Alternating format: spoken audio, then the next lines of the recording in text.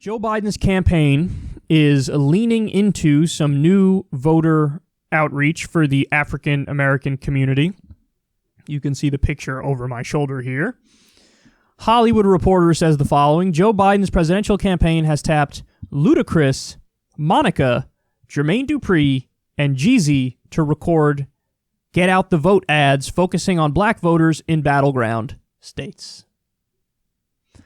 Somebody on Twitter said Biden is running for president in the year 2000. That's so accurate. Like, that's what this is. So I was on Biden's YouTube channel last night. Don't ask me why. I know, nobody should be there. I was the only one there. But they had released the videos of the endorsements from the people I just named. And each one had less than 1,000 views, and it had been up for over 3 hours. Now, you might not know how to put that in context, but as somebody who's on YouTube, let me tell you, those are some abysmal numbers. So this is when your staff doesn't know what they're talking about, and they lean into an idea that's incredibly goofy. That's what this is. That's what we're watching. Do any of these people have any sway with black voters? Ludacris, Monica, Jermaine Dupri, Jeezy. Even if you like them, respect them as entertainers, whatever it may be, there's no reason to believe that black voters are waiting on what Ludacris has to say. I mean, it's really condescending. It's really condescending. And this gets back to one of the main points I've made on this show time and time again, which is politicians will reach out to you through cultural nonsense when they know they can't reach out to you where you are on policy. We've discussed the policy endlessly here, but nearly 70% of the country is for Medicare for all. Joe Biden is not for Medicare for all. Overwhelming majority want to legalize marijuana. Joe Biden does not want to legalize marijuana. The overwhelming majority wants to end the wars. Joe Biden does not want to end the wars. So when you can't go to people and treat them like adults and say, hey, here's what you want, I'm going to push for that. When you can't do that, you got to find another way to try to reach out. And the way you do that is, hey, I like the things that you like. I like the music you like. I'm friends with the people who you relate to culturally. Vote for me. Vote for me and then go back to sleep. There's a tweet that just went viral of somebody saying, basically like, if Joe Biden wins, you can go back to reading a book at night and not doom scrolling on Twitter. And immediately that was compared to the famous sign of like, if Hillary won, we'd all be at brunch. And it's like, yeah, that's the problem.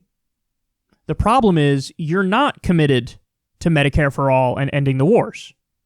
You're not committed to universal basic income. You're not committing to improving people's lives. To these people, it's just about Democratic Party tribalism. So we need the good people to win and defeat the bad people. Once you're in power, what you do with that power is ancillary. It's irrelevant even to a lot of these people. What you do with it is irrelevant. It's just that we won, and so that was the whole point. The whole point was getting the power. That's what they view as the end goal. Whereas you and I and the American people view the end goal as improving lives with concrete policy that we know would improve lives. They don't view it like that. They just view it as, did the good guys win? Did we beat the bad guys? Great. Then I'm going to go back to brunch. Then I'm going to go read a novel. And again, that's the problem. That is the problem. So, probably the most depressing thought is that Democrats are going to learn all the wrong lessons from this election, because the polls really do show Biden is up in a crushing way now. The reason for that is, very simply, Trump failed miserably on COVID-19. 209,000 Americans are dead as of the recording of this video. And the economy is a mess. So you have a terrible economy, and you have over 200,000 deaths from a pandemic, and you have general chaos. So the election is a referendum on Trump and on those things, and a ham sandwich could beat Trump. But the lesson that the Democrats are going to take away is, oh, Joe Biden is awesome, which means the establishment is awesome, which means the status quo is awesome, which means neoliberal corporatism is awesome, which means business as usual is awesome, which means let's continue with this formula for decades. It's very tiring. But listen, I don't want to act like the left is blameless here. We had our moment. We could have put our boot on their neck, and we didn't. So there's a lot to say in terms of Bernie Sanders. There's a lot to say in terms of left strategy, which oftentimes is abysmal. There's a lot to say about all that stuff. But when you look at this story, it's quite a stark reminder.